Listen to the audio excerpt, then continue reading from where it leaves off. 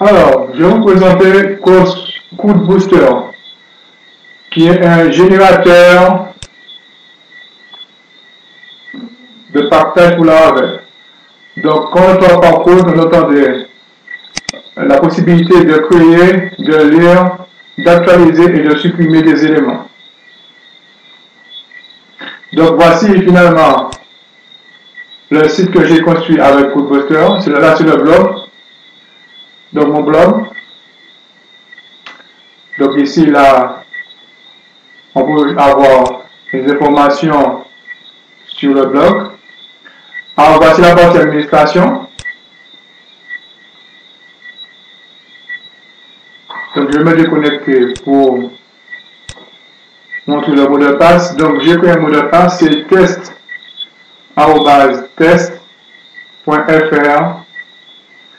Et le mot de passe, c'est test.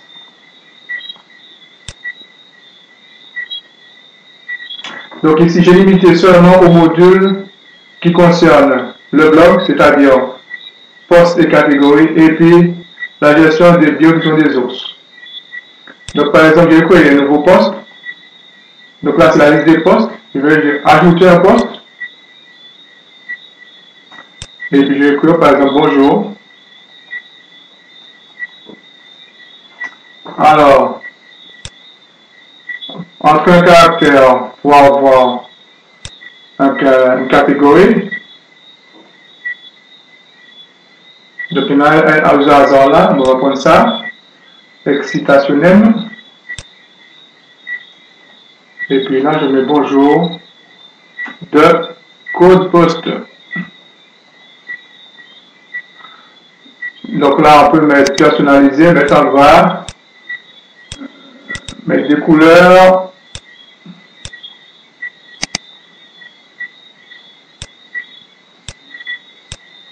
Voilà.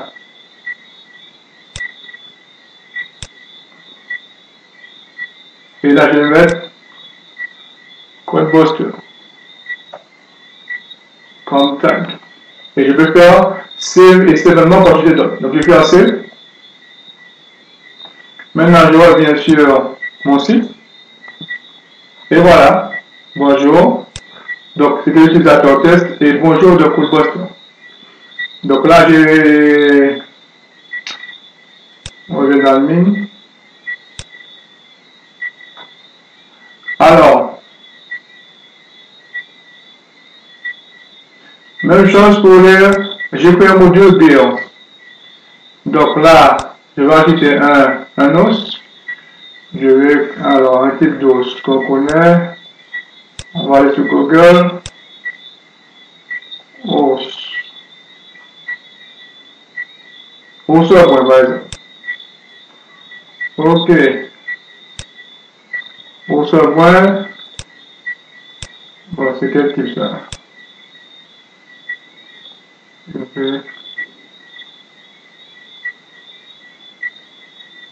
Bon, on va mettre nord-américain, par exemple. Nord-américaine.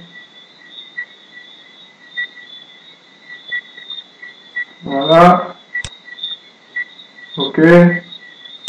Et danger, on va mettre 25. Voilà.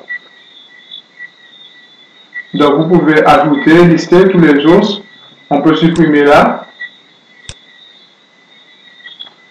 Et on peut éditer.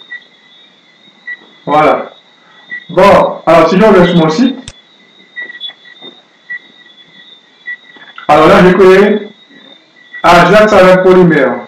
C'est pour créer la gestion des os avec polymère. Donc, ici, que c'est polymère? Alors, polymère.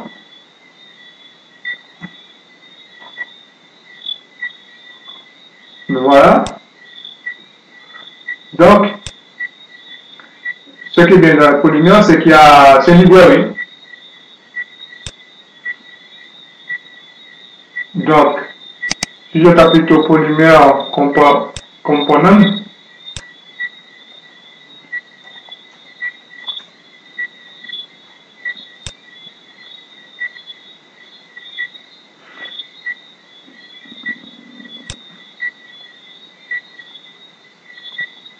plutôt ici.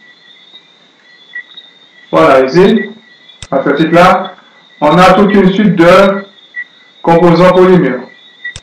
Donc ici, là c'est le composant table. Voilà. Donc ici, quand je clique sur gestion des BIOS, j'ai tous les os, j'ai la liste de tous les os. Donc là, je peux corriger. Je peux mettre l'os point sur Sarkos, par exemple. Virgule. Et on soumet. Voilà, ça aussi c'est un composant de polymère. Et ici, on peut imprimer la liste des BIOS. Voilà. Donc, on peut supprimer aussi. Delete. Voilà, tâche optimalisée. Alors là, il y en a 2, 4, 6, 8, 10. Alors, j'ai fait en sorte qu'on ne peut plus ajouter plus de 10. Donc, on va essayer d'ajouter un os. Alors, je vais appeler os 1. Type américain. Danger 1. Accepter. Alors, vu que la quota atteint. Alors, comment je peux programmer ça? Donc, je suis allé dans ce répertoire-là. Voici où se trouve ce que j'ai programmé. Donc, j'ai pris ça sur... Alors, pour le doc, ce que vous allez faire ça, hein, vous allez sur le sheet de Coco Dick Studio, et puis là, le CP bloc, voici tout le code. Bon, moi, c'est le plutôt sur celui que j'ai utilisé, ce code-là, Stem Stock Manager. Donc, j'ai sûrement téléchargé, voilà, et j'ai dézippé quelque part. Bon. Pour le simple blog, il y a un net qui est fait sur YouTube. Donc, j'ai pris ça, ce code-là, qui se retrouve là. Et après, je suis allé dans le dossier vendeur, Coco Dick Studio, Codebuster, SRC, contrôleur. Et là, vous pouvez gérer l'API. Juste là, c'est des API REST. Donc, si on voit bien que c'est très bien organisé, puisque... Alors, comment je peux vous créer l'API? Donc, ici, qu'on va en bas. Voilà, API Generator. On fait sur liste API. Donc, bien sûr, j'ai créé avant tout le module, j'ai créé les objets.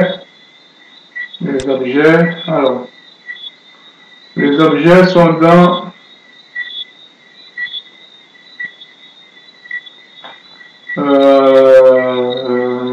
database. Voilà, migration.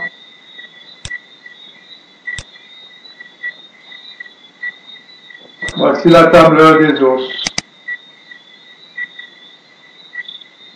Donc voici le code pour créer les os. Donc il y a un type ID qui est généré automatiquement, okay. Le nom, le type et le danger qui est un entier. Et puis après vous faites migrate.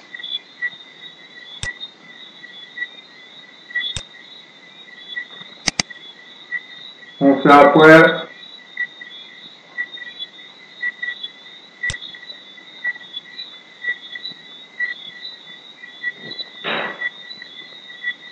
voilà, PHP artisan migrate. Bon, et ça va, ça continue à pas donner pour vous. Alors, je reviens à ce qui m'intéresse. Donc l'API. Donc voici l'API. Vous créez sur API Generator. Alors vous donnez un nom et vous choisissez la table que vous voulez, pour laquelle vous voulez créer l'API. On va choisir product. On va choisir le type, par exemple listé. On lui donne un nom, par exemple, product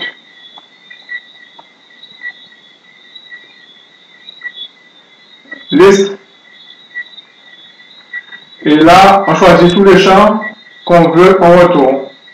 Là, on peut désactiver, en retirer. Voilà, on peut en ajouter. Donc moi, voici ce que j'ai créé pour BIOS, modèle BIOS, éditer. Donc, est-ce qu'on a la table BIOS et ça va lister. Donc, ça va retourner l'IDE, le name, le type et le niveau de danger. Donc, ce qui est bien, c'est comme vous créez un API, ça crée un contrôleur. Donc, il se trouve API, contrôleur, HTTP, contrôleur. Et voici le contrôleur pour. Donc là, quand vous listez celui-là, quand vous pouvez rajouter celui-là, quand vous supprimez celui, et quand vous voulez éditer celui-là. Ou update, c'est bon. Pourquoi je reprends? Alors, moi, ce qui m'intéressait, c'est quand. Alors, c'était quand je.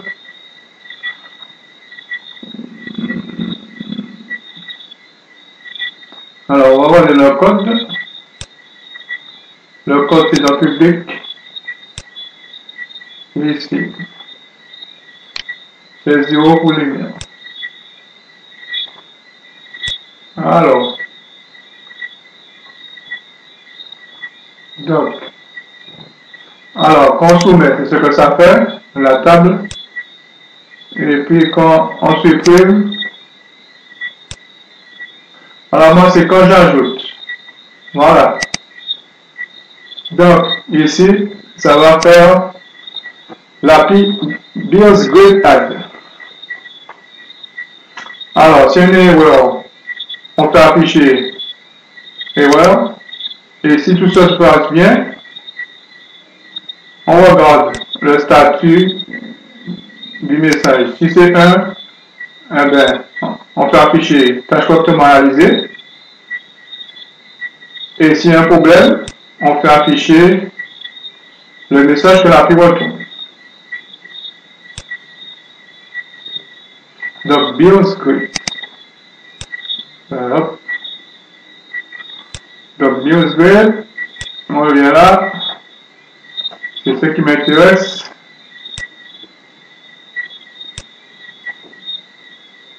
C'est lui.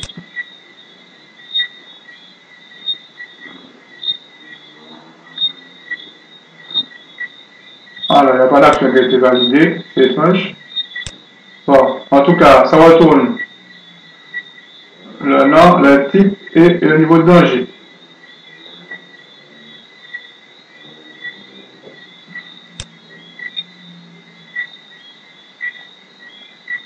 Donc,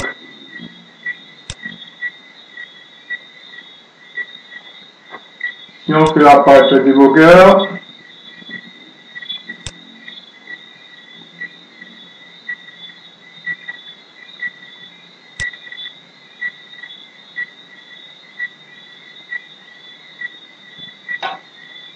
voilà. Ça, outil de levure. Voilà. On va supprimer ça.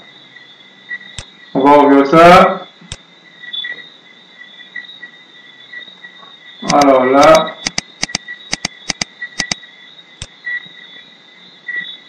donc là, c'est qu'on ajoute ce qui nous intéresse. Voilà. Là, c'est les erreurs. Et là, c'est qu'on a succès. Donc, j'ai fait en sorte que quand on a plus de 10, on va ajouter plus de 10.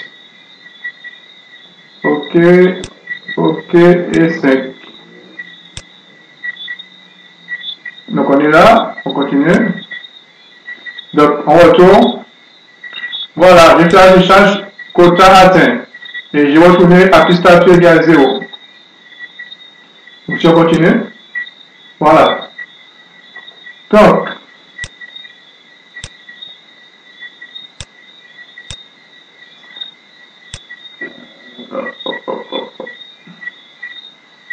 si on va dans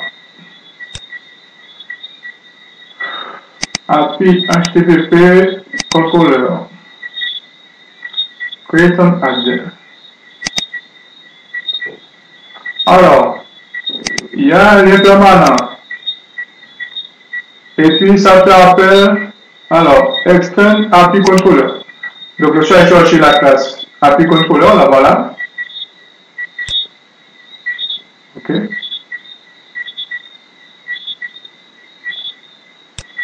Le lien permanent, si on va dans la base de données, ici là, donc c'est dans la table Customer API Custom. Si on regarde bien dans le code, hop, voilà, si je cherche, voilà ici, il va chercher dans la table CMS API Custom le permanent qui est indiqué ici. Pour moi, c'est BioCreateAdd. Maintenant, quand il a son lien, il retourne l'action et puis la table. Donc, moi, donc le lien permanent qui nous concerne là, c'est BioCreateAdd. Voilà. Donc, il y avait là, c'était Save As qu'il y avait seulement. J'ai créé donc un AKSI. En vérité, c'est le type d'opération qu'on va faire. Donc, il est là. Voici le type d'opération. Donc, moi, le type d'opération, c'est, je vais rechercher le nom des villes pour aller vite. Voilà, donc c'est Save at Devi. Donc, Devi, quand l'action était Save at Devi ici. Alors, on continue. C'est pas le plus important, c'est ici. C'est pas là. Voilà, c'est là. Alors, quand c'est l'action, c'est celle à Devi. Je vais dans la table, donc là, ici, la table que concerne ici, c'est la table BIOS. Donc, je vais aller dans la table BIOS. Je récupère tous les éléments de la table BIOS et je vais les compter. Maintenant, si le nombre qui retourne est plus grand que 9, c'est-à-dire 10, 11, etc., alors je retourne à static.0, c'est-à-dire que échec, et j'ai mis comme message quota atteint.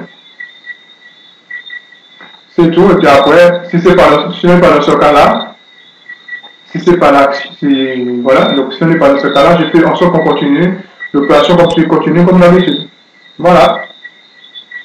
Donc là, je vais vous montrer comment intercepter des éléments de l'API. Bon, il y a d'autres façons aussi d'intercepter, mais là, je suis allé vraiment en profondeur. Voilà, donc, c'est fait. Donc, ici, on utilise la bibliothèque polymère. Donc là, si on va sur polymère, je vais par exemple TAM. Voilà, peut-être TAM, c'est le plus utilisé là, 35. Je vais. Ce qui est bien, c'est qu'il y a des mots. Voilà. Donc voici le composant polymère que j'ai utilisé là. Et puis il y en a un autre aussi qui est, peut-être c'était le code de tout à l'heure, c'était Toast. Ouais, Toast. Je vais chercher celui-là. Alors, Toast.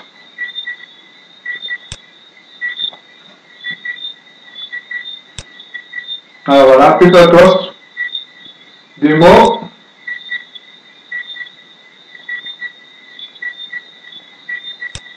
Voilà, et voilà. Donc, vous avez des démos, des exemples concrets, faciles à implémenter, à intégrer. Puisque vous avez le code là. C'est pour ça que j'ai choisi la bibliothèque polymère. Alors, je vais continuer sur le tour du problème. Pas tout à fait.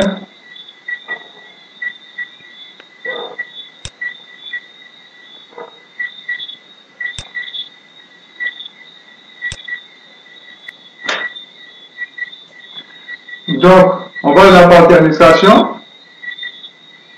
Donc ici, là, je vais me limiter à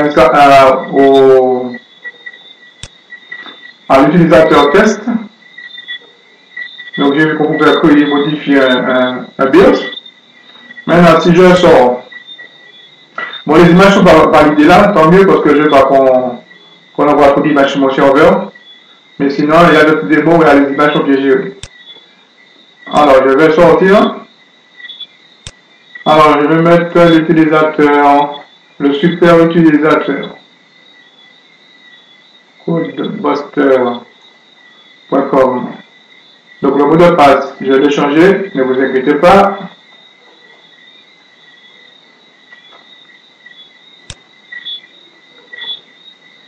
Donc, voilà. Donc, vous voyez que il y a une gestion de, là, c'est gestion des ventes pour l'année. Vous pouvez intégrer des graphismes, des tableaux. Donc là, c'est là. Donc alors, voici comment j'ai géré l'utilisateur test. Alors, j'ai ajouté un nouveau privilège. Je l'ai appelé test privilège. Et j'ai accordé lecture, création, read, update, delete pour le module B, le module catégorie et le module post. Et bien sûr, quand je vais dans lister les utilisateurs, donc à l'utilisateur test, je lui ai associé le privilège test privilège. Et voilà, donc lui, il ne peut, c'est pour ça qu'il ne peut gérer que les sources et puis la partie qui concerne le blog. Bon, à part, bon, ça c'est l'exemple de gestion de stock, donc il y a des choses intéressantes. Donc je vais essayer d'ajouter dans la partie back office l'impression des différentes informations. Impression des catégories, des ordres, des produits, etc. Il y a des fonctionnalités qui sont déjà offertes. Par exemple pour les produits plutôt, c'est plus simple. Je peux par exemple exporter. Alors, je choisis la quantité et puis le format PDF ou Excel ou CVS. Voilà. Alors, c'est une bibliothèque que j'ai oublié un peu, mais qui n'est pas aussi perfectionnée que la bibliothèque que j'ai utilisée pour faire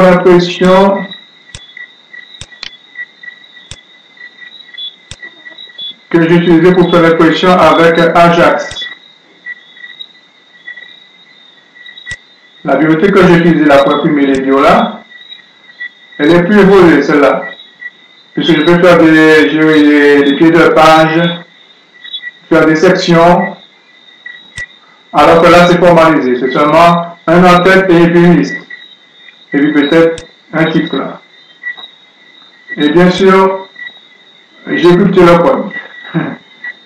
Donc c'est pas la peine de chercher le code pour imprimer qui est là. Donc on peut après choisir Excel et puis ça enregistre. Et on peut même importer des données. Donc je pense que là j'ai fait le tour du problème. Merci de votre attention. À bientôt.